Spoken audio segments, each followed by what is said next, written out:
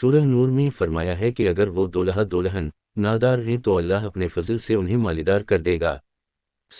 5087 ہم سے قتیبہ بن سعید نے بیان کیا، کہا ہم سے عبدالعزیز بن ابی حازم نے بیان کیا، ان سے ان کے والد نے اور ان سے سہل بن سعدی رضی اللہ نے بیان کیا کہ ایک عورت نبی کریم م کی خدمت میں آئی اور عرض کیا کہ یا رسول اللہ، میں آپ کی خدمت میں اپنے آپ کو آپ کے لیے وقف کرنے حاضر ہوئی ہوں۔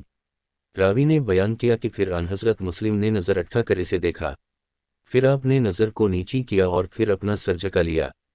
جب اس عورت نے دیکھا کہ آن حضرت مال لیلی نے ان کے متعلق کوئی فیصلہ نہیں فرمایا تو وہ بیٹھ گئی۔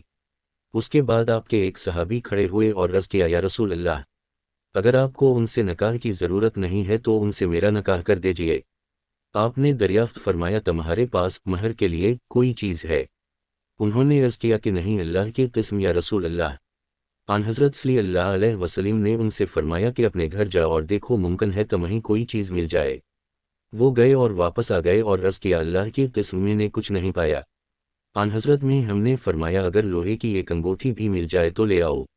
وہ گئے اور واپس آ گئے اور عرض کیا اللہ کی قسم یا رسول اللہ، میرے پاس لوہے کی ایک انگوٹھی بھی نہیں ہے، البتہ میرے پاس یہ ایک تہبند ہے، انہیں خاتون کو اس میں سے آدھا دے دیجئے۔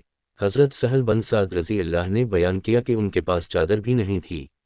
آن حضرت معلم نے فرمایا یہ تمہارے اس تحت کا کیا کرے گی؟ اگر تم اسے پہنو گے تو ان کے لیے اس میں سے کچھ نہیں بچے گا اور اگر وہ پہن لے تو تمہارے لیے کچھ نہیں رہے گا۔ اس کے ند وہ صحابی بیٹھ گئے۔ کافی دیر تک بیٹھے رہنے کے بعد جب وہ کھڑے ہوئے تو آن حضرت مسلم نے انہیں دیکھا کہ وہ واپس جا رہے ہیں۔ آن حضرت سلیم نے انہیں ہلوایا، جب وہ آئے تو آپ نے دریافت فرمایا کہ تمہیں قرآن مجید کتنا یاد ہے؟ انہوں نے عرض کیا کہ فلان صورتیں یاد ہیں۔ انہوں نے گن کر بتائیں۔ آن حضرت سلیم نے پوچھا کیا تم انہیں بغیر دیکھے پڑھ سکتے ہو؟ انہوں نے عرض کیا کہ جی ہاں۔ آن حضرت میم نے فرمایا پھر جاؤ، میں نے انہیں تمہارے نکاح میں دیا ان صورتوں کے بدلے جو تمہیں یاد ہیں۔